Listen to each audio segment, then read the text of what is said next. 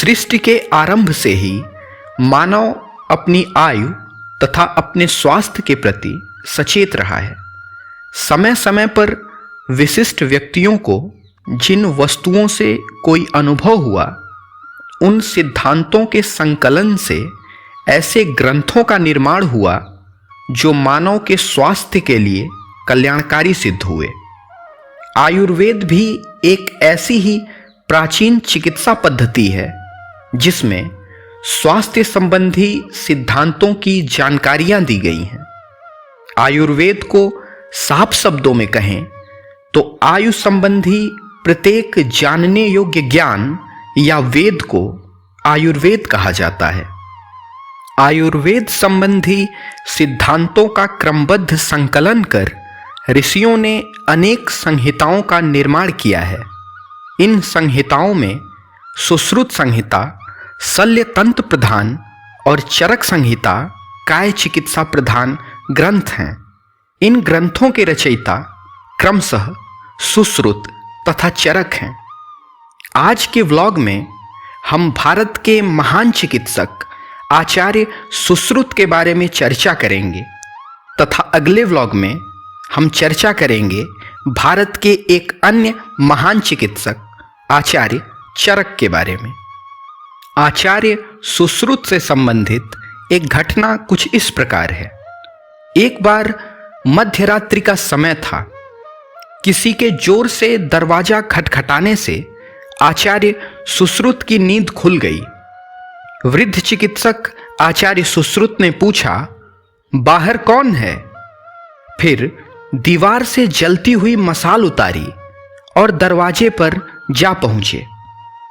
किसी ने पीड़ा भरे स्वर में उत्तर दिया, मैं एक यात्री हूं, मेरे साथ दुर्घटना घट गई है, मुझे आपके उपचार की आवश्यकता है। यह सुनकर आचार्य सुश्रुत ने दरवाजा खोला। सामने एक आदमी झुका हुआ खड़ा था।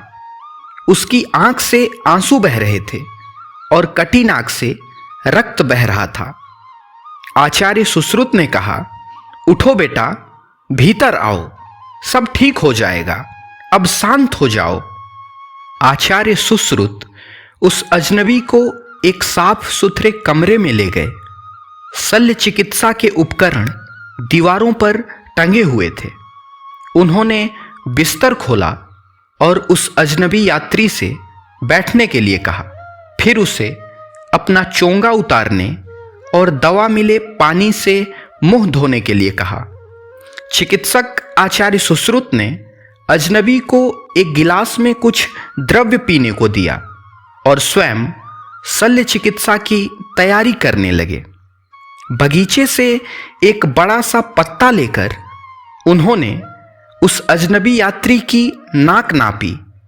उसके बाद दीवार से एक चाकू और चिमटी लेकर उन्हें आग की लौ पर गर्म किया। उसी गर्म चाकू से अजनबी के गाल से कुछ मांस काटा। आदमी कराहा, लेकिन उसका दर्द नशीला द्रव्य पीने से कुछ कम हो गया था। उस अजनबी व्यक्ति के गाल पर पट्टी बांधकर आचार्य सुश्रुत ने बड़ी सावधानी से उसकी नाक में 2 नलिकाएं डाली। गाल से काटा हुआ मांस और दवाइयां नाक पर लगाकर उसे पुनः आकार दे दिया।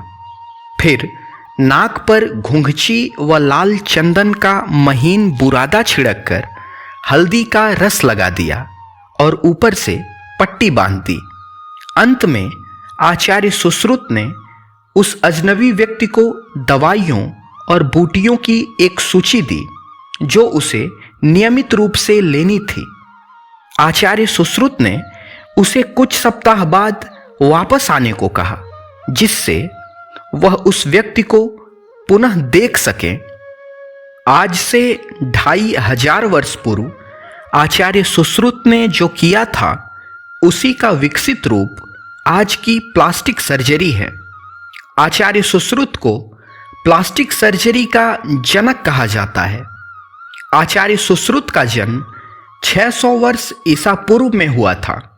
वह वैदिक ऋषि विश्वामित्र के वंशज थे। उन्होंने वैद्यक और शल्य चिकित्सा का ज्ञान वाराणसी में आचार्य दिवोदास धन्वंतरी के आश्रम में प्राप्त किया था। आचार्य सुश्रुत पहले चिकित्सक थे जिन्होंने उस शल्य चिकित्सा का प्रचार किया जिसे आज सिजेरियन ऑपरेशन कहते हैं। आचार्य सुश्रुत मूत्र नलिका में पाए जाने वाले पत्थर निकालने में, टूटी हड्डियों को जोड़ने में और मोतियाबिंद की शल्य चिकित्सा में दक्ष थे। आचार्य सुश्रुत एक अच्छे अध्यापक भी थे। उन्होंने अपने शिष्यों से कहा था, अच्छा वैद्य वही है जो सिद्धांत और अभ्यास दोनों में पारंगत हो।